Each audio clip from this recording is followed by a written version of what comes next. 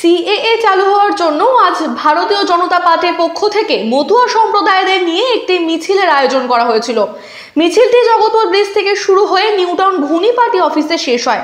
এই মিছিলে উপস্থিত ছিলেন বিজেপির প্রাক্তন ভাইস প্রেসিডেন্ট পীযূষ কানোদিয়া মহাশয়। এই যে মিছিল স্বতঃস্ফূর্ত যেভাবে মানুষের আজকে জনজোয়ার দেখা যাচ্ছে, এটা কিভাবে দেখছেন? এটা হচ্ছে জনগণের খুশি, হর্ষ, উল্লাস, আনন্দ, যেটা জনগণের মন দিয়ে ফুটে ফুটে বেরোচ্ছে। সিএ সম্পূর্ণ ভারতবাসীর মনে সাড়া ফেলতে চলেছে।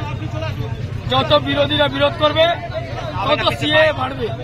চিন্তা করবেন না, এর হর্ষ আর উল্লাসের মানুষের মনের যে ভালোবাসা সেটা ফুটে বেরোচ্ছে, দেখতে পারবেন। দাদা, জয়ের দিকে কতটা আশাবাদী মনে হচ্ছে? মানুষের ঢাল আপনারা দেখতে পেয়েছেন, কিভাবে মানুষের সাড়া, মানুষ কি বলতে চেয়েছে। মানুষ জানে যে কোন প্রধানমন্ত্রী তাদের জন্য কাজ করছে, জনগণের কথা শুনছে, জনগণের হয়ে লড়ছে। তাই আমরা 100% আশাবাদী যে আবকি বার 400 পার। অর্জুন সিং আজকে দিল্লি গেলেন, আগামীকাল তিনি বিজেপিতে জয়েন করছেন, কিভাবে দেখছেন? অর্জুন সিং দিল্লি গেছেন, অর্জুন সিং এর আগেও দিল্লি গেছিলেন। বলে না প্রাণ প্রাণকে টানে, তো আত্মা ওনার প্রাণকে টানছে। উনি যাওয়া সত্ত্বেও ওনার ছেলে বিজেপিতে ছিল, আমরা জানতাম। ওনাকে কেস দিয়ে দাবাবার চেষ্টা করা হয়েছিল, তাই উনি যেতে বাধ্য হয়েছিলেন। আগামী দিন কি হতে চলেছে সেটা জনগণ ভালো করে দেখতে পারবে।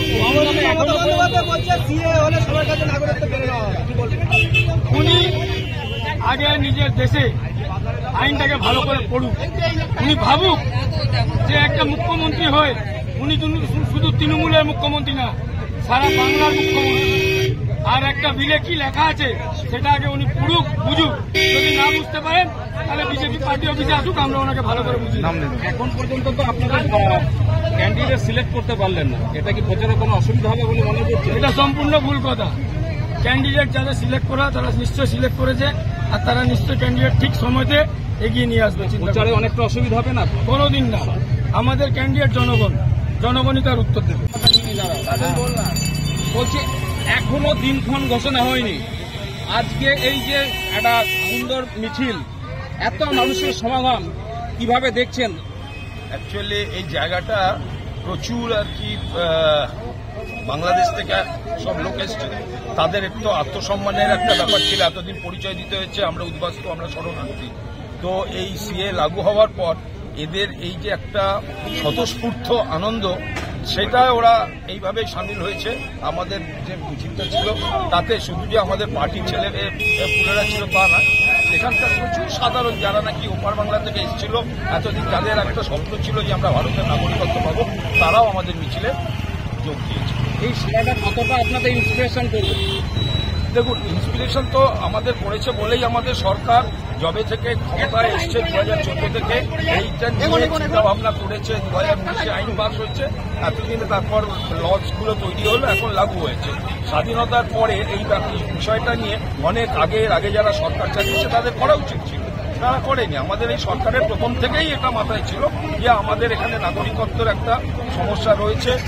যারা রাজবংশী বলুন বা মতুয়া ভাই বোনেরা রয়েছে, যাদের বহুদিনের একটা আশা আকাঙ্ক্ষা, সেটা পূরণ করতে হবে। তো সেটা অনেক কিছু দিচ্ছে। ভোট বাক্সে প্রতিফলিত হবে?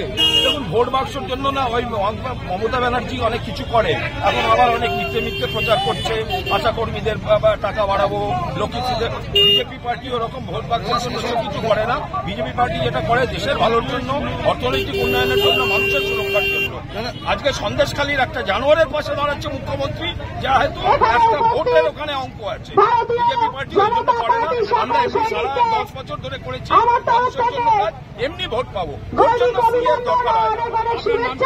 শ্রমিক দাস জেলার কি বলবেন? শাসক দল বলছে 42 রাস্তাঘাটে চলতে গেলে অনেকে পাগলের মতো মন্তব্য করে। ওদের একজন নেতা মন্তব্য করলে ওদের একজন কে বলে ও তো সন্দেহ করেছে। শাসক দলের কে সন্ধ্যেবেলা করেছে তার উত্তর দেওয়ার আমার কোনো দরকার নেই। কি মনে হচ্ছে কিছুদিন পরেই ভোট, কি মনে হচ্ছে? মনে তো আমাদের কি হচ্ছে সেটা আপনারা মিছিলেই বুঝতে পারছেন। আমি যেটা বললাম, আমাদের মিছিল আমাদের কর্মীর বাইরেও প্রতি মুহূর্তে মানুষ আমাদের বলছে যে দাদা গুন্ডাদের আমাদের ভোট লুট করাটা শ্রমিক জেলার সমস্যা।